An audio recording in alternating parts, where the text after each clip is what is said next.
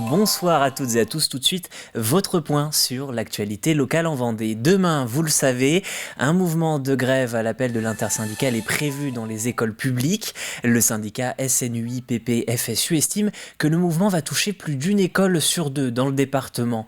Les enseignants demandent notamment l'installation des capteurs de CO2 annoncés il y a quelques mois, mais aussi du savon ou encore des masques et des autotests pour les enfants. Je vous propose de réécouter les explications de l'un de ces syndicats.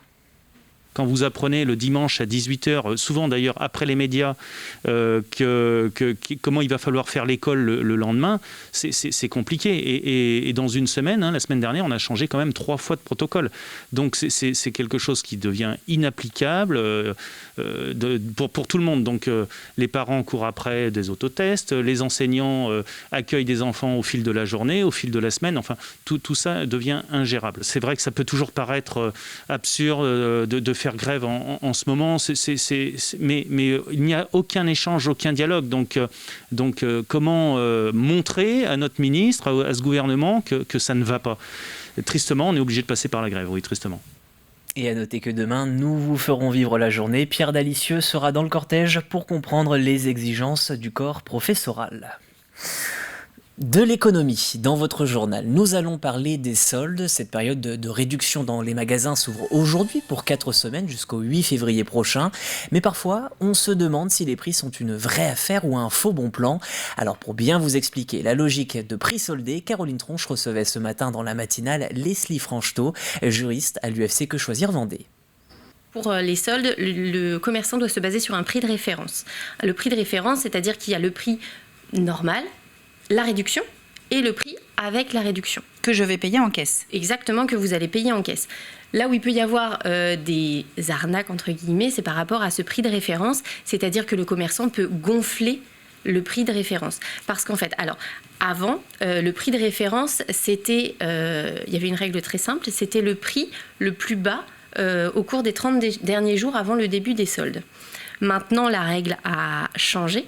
Le prix de référence, c'est pas forcément le plus bas pratiqué au cours des 30 derniers jours. C'est un prix loyal. Donc finalement, le commerçant est libre de fixer le prix de référence comme il le souhaite, à condition qu'il soit loyal. Comme je vous dis, le prix de référence peut être gonflé et dans ces cas-là, voilà, il faut faire attention et ne pas regarder que la promotion, toujours faire des comparatifs pour être sûr de faire une bonne affaire finalement. L'actualité, c'est aussi la grippe aviaire. Jusqu'ici, 2 élevages ont été impactés par cette influenza aviaire. Le premier foyer se situe dans un cheptel de dinde à Beaufou. Le second est apparu ce week-end. 15 000 canards ont été abattus dans un élevage de Saint-Hilaire-des-Loges. Dans les 2 cas, un périmètre sanitaire est établi autour de la zone.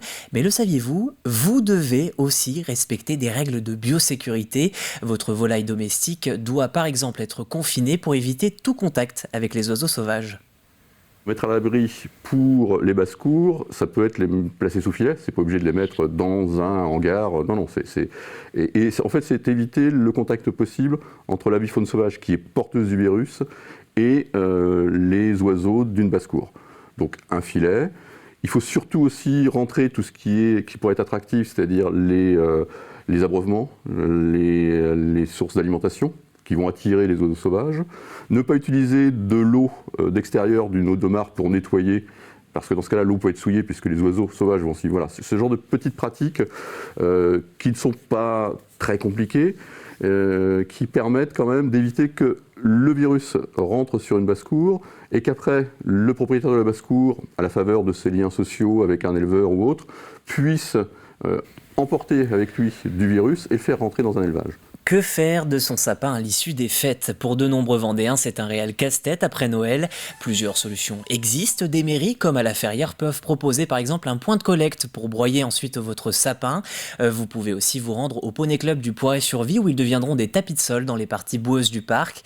Et puis à Sévremont, la ferme du Bonheur les récupère pour le plus grand plaisir de ses pensionnaires. Ils deviennent un aliment de choix, comme nous le montre Grégoire de Châtillon. En plus d'être savoureux, les sapins sont riches en nutriments. Cela fait le bonheur de ces animaux. Demain matin, il n'y aura plus rien. Ouais, et ils mangent même l'écorce avec. Il l'épluche en fait. Il mange le bout des branches et l'écorce, il la rogne. Et voilà quoi, il restera rien. le tronc. Et ça fait maintenant 2 ans, voire 3, que les gens prennent le réflexe de déposer leur sapin chez nous pour le plaisir de nos petits protégés. Même la communauté du pays de Pouzauges joue le jeu. Dévorer ce grand conifère gît tel un squelette. Depuis le 26 décembre, à chaque arrivée d'un nouveau sapin de Noël, c'est un cadeau pour ces chèvres et cet âne habitués l'hiver à manger du foin. Ces animaux sont avec leurs copains, moutons, poneys, poules et cochons, des animaux de ferme abandonnés. La ferme du Bonheur est pour eux un refuge. Ça fait 15 ans maintenant que je suis avec mon mari. On a toujours eu un projet dès l'âge de 17 ans, c'est d'avoir une petite maison avec un grand terrain et récupérer des animaux. Ça a toujours été notre rêve et on a bâti un peu notre rêve aujourd'hui. Seul dans un pré pendant 30 ans, cette Anne Duberry jouit désormais d'une affection bien méritée. La ferme du Bonheur, située sur le territoire des Châteliers-Châteaumur, commune déléguée de Sèvremont, est depuis 2018 devenue la réalisation d'un rêve pour ce couple. En plus de sauver des animaux, Héloïse et Grégory ont en outre fait de leur lieu de vie un refuge de la Ligue pour la protection des oiseaux autour d'un potager permacole. C'est un monde qu'on a créé et qui nous représente et c'est à notre effigie en fait. La ferme du Bonheur, c'est aussi de la sensibilisation et de la pédagogie avec un club nature pour les enfants. Allez, un peu de culture avant de refermer ce journal. À noter le lancement de la 4e édition des mots à La Roche-sur-Yon.